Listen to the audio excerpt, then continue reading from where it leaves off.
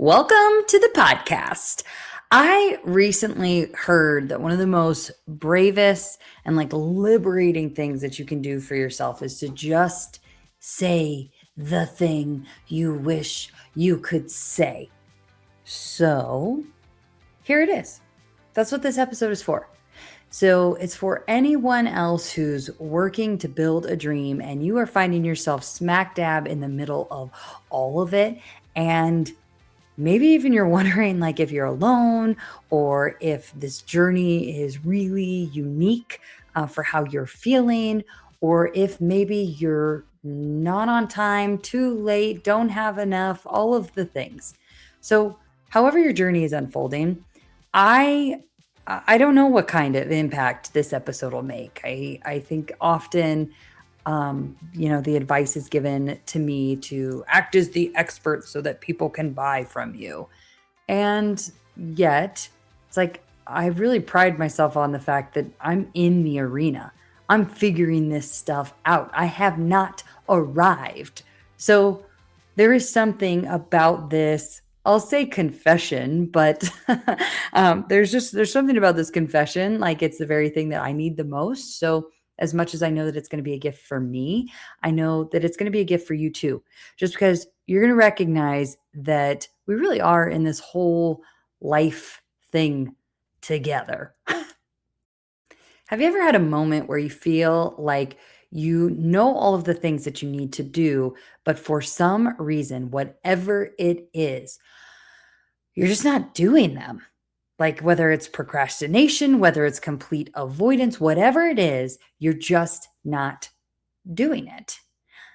You know when I actually stopped moving my feet? It was the second that I believed I had to have everything figured out before I could just show up as me. I started to believe that I had to, know my audience. I had to know exactly what it was I was selling. I had to know what my very specific goals were so that I could get laser focused and so that nothing else mattered. And listen, I know this sounds ridiculous. Of course, all of those things are quite literally the essentials of business. But somewhere along the way, it created this underlying pressure to nail these things down and to lock these in so that I could double down. And that is when my posture about this whole entrepreneur thing, when it really changed. So it was June of last year, and I had so much fun, and I had started getting traction. It was my first year out of corporate. I mean, for Pete's sake, first year out of corporate, I wrote in a book. I launched a podcast. I started speaking on stages. We went bestseller, all in a matter of 10 months. It was so quick. And then I got into my second year, and I thought all the I'm going to say it the stupid comparison items, things like I should be further along, or, oh, am I really helping people if I'm not dialed into one solid mission or one solid product, or why am I not yet making consistent money? And that was the beginning of the season where I started it was less about curiosity and play and let's see just how good it could get. And it started becoming more about, I say there was this almost a desperation, in this begging of the Lord to just show me the path. And although I grew in ways that I know shifted my soul, I didn't have a breakthrough moment in business over that time period. And for that, I was disappointed. And I do even vaguely recall that I had this moment where I just I surrendered. I didn't know how it was going to work out, but I'd keep putting myself out there.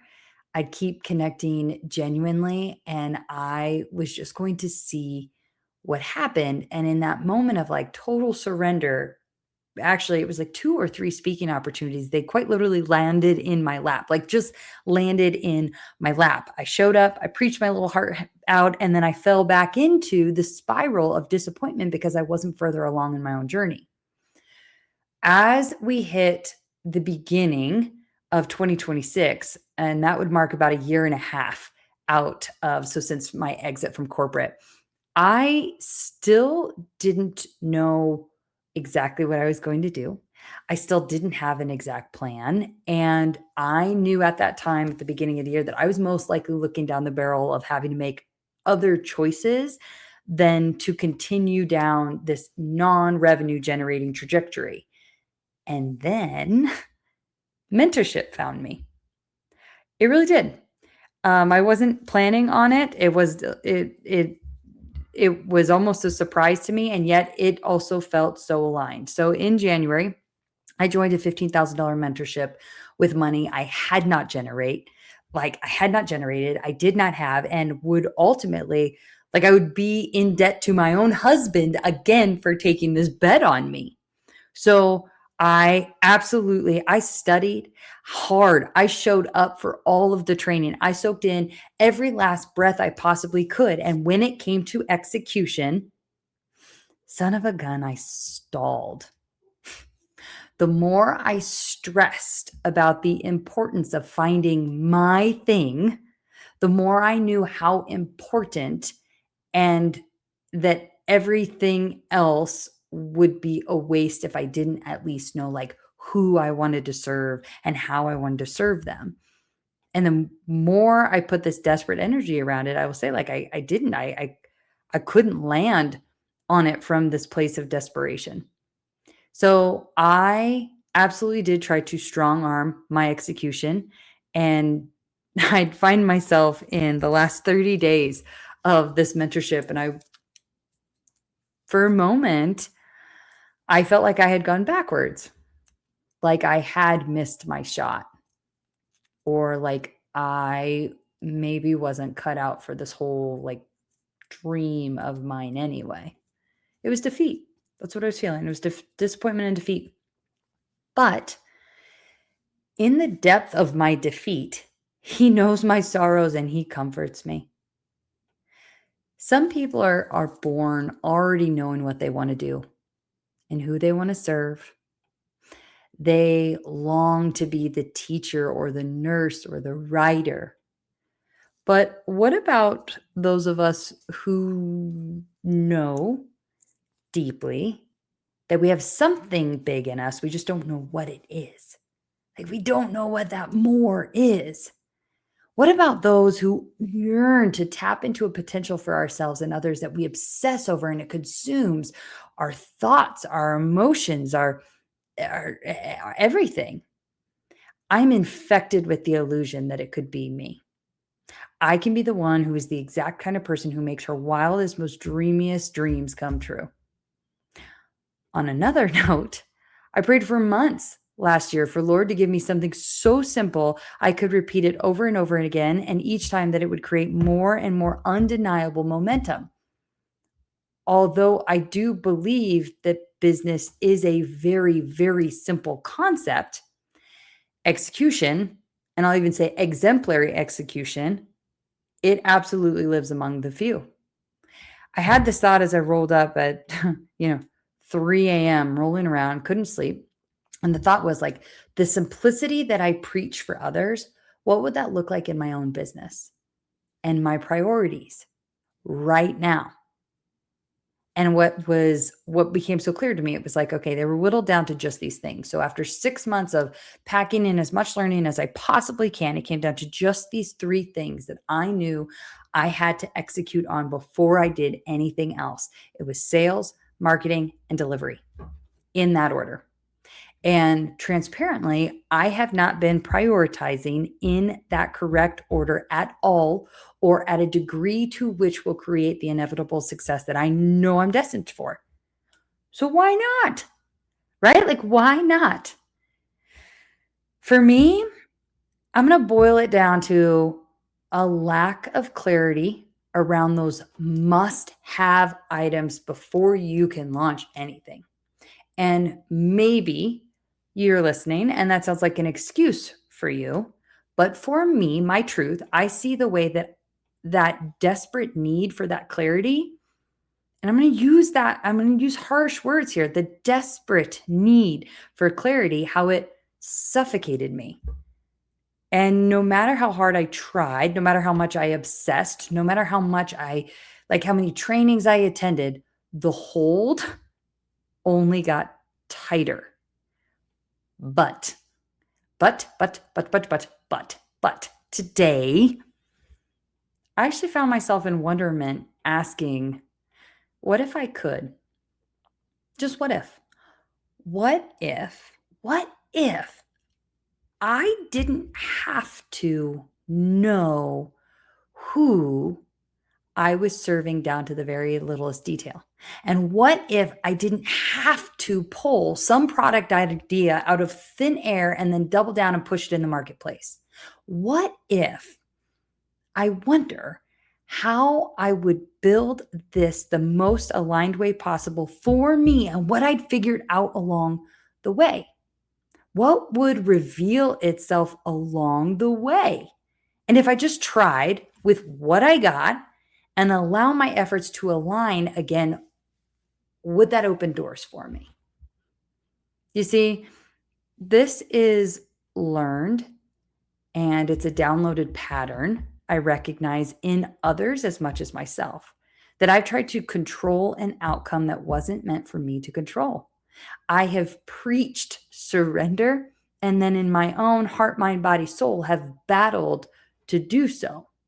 I have become obsessed with the what and the how, that the why started to fade into the background instead of being the ever present heartbeat of everything I'm doing. Maybe some of us just aren't meant to fit the mold. Maybe some of us aren't meant to do it the way that everybody else has done it. Maybe some of us get to be set apart and change the world in our own special way. Now, I'm not saying that I won't serve a very specific audience and will do so with a very specific product eventually. I'm sure I will. Remember, AKA business basics, right? However, the day that I do that is not today. It's probably not even this week. And I'm surrendering that to Lord above, who has a big and beautiful and wonderful plan for me. Today, I just want to try different. I prioritize the right activity. I open my posture to the possibilities in a plan unfolding that is for me. I honor the mentorship that I've had along the way, and I stop comparing my timeline, my story, my becoming to anyone else's. Today, I serve an audience of one. The big guy upstairs who made me all that I am. The confident life of the party who loves others well and shows up fully, that I naturally shift the energy of any room. The one who brings light and who also the life-changing truth where it's needed most and for who it's needed most. And I'm also the girl who is equally the overthinker, the intuitively self-aware, and the critical, overly critical thinker too. But I want all of those parts of me, because that's what makes me even more of the person who I want to be. The girl who has found a depth in her in the last 4 years that has created space for her to dwell earnestly with the Lord. And oh, how sweet that is indeed. I don't have to have it all figured out. And by golly, I'm learning how okay that is. I don't know. It's this untethering that's taking place, and I'm here for it. And what's next for the business? I'm going to start giving it back the love and the respect that it deserves. I'm going to treat it like the expansive gift that it is. I'm going to hold opportunities with great care, and I'm going to cherish every person along the way. I'm going to let it be a playground again. I'm going to let it lead me where I am needed most and to who needs me most. And we'll just see what kind of wonderful doors that opens. And for you, whatever that thing is that you've been gripping just a little too tightly to, when you can, let the wonderment of how it's meant to unfold wash over you too. Your dreams are worth chasing. Your life is worth living on fire with so much passion and purpose that you can't deny the ripple effect you make for the people who get to know and love you most. Okay. Until next time. Bye. Hey, thanks for listening to today's episode. It means the world to me that you're here to ride in the struggle bus with me and that you're willing to consider different perspectives, tools, and techniques that just might provide a little bit of relief and get you one step closer to the abundance that is available and waiting for us all. I hope you take a moment to grant yourself some grace where you've been denying it, some love where you didn't realize maybe it was right in front of you, and some faith where you thought all was lost. If this episode had an impact on you, would you please share a comment with a review? I'd love to hear what landed for you, and it helps us get the word out to our fellow struggle bus riders. So please review what was impactful for you. Just know these episodes are a pure labor of love in a space where I'm growing alongside you. I'm evolving every day, and I look forward to all the ways and the things and the perspectives and opinions and choices that will change over the course of time in my own life, day to day. Until next time, just know that you are loved, you are divinely cared for, and in the struggle, the journey of this life really is beautiful. I'm glad that we're in it together. Cheers.